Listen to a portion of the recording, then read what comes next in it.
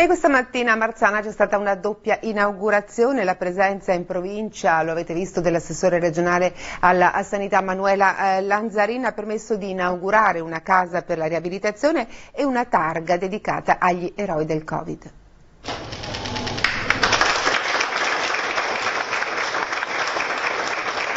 Per non dimenticare chi ci ha aiutato nei giorni più difficili, arrivando anche a sacrificare la propria vita per non sottrarsi al dovere.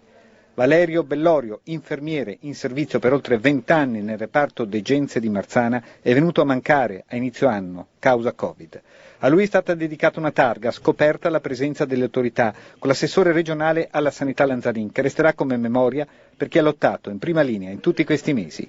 L'assessore Lanzarin ha poi tagliato il nastro del nuovo appartamento per l'autonomia, dedicato ai pazienti in riabilitazione, la vita che riparte per tanti disabili motori. Marzana nasce per la riabilitazione dei pazienti più complessi e più gravi,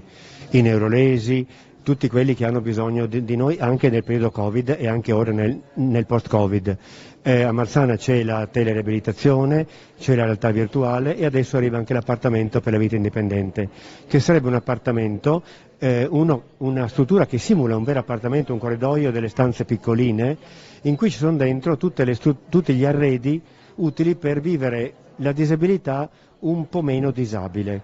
Quindi letti attrezzati, bagni attrezzati, carrozzine particolari, montascale, tutti i tipi di montascale, per poter far provare il paziente o il proprio parente, il proprio caro, per far sì che poi, tornando nel proprio domicilio, sia un po' meno difficile essere disabili. L'appartamento comprende 2 stanze adibite a camera da letto, 2 bagni attrezzati, un soggiorno e 2 sale mostra per ausili in cui pazienti, parenti e caregiver possono provare a utilizzare in sicurezza mezzi che prima non conoscevano, capire gli spazi necessari per le manovre in un domicilio e misurarsi nella vita quotidiana. Qui quello che sembra difficile può diventare facile, in modo che l'esperienza possa essere poi portata a casa propria per la vita di ogni giorno.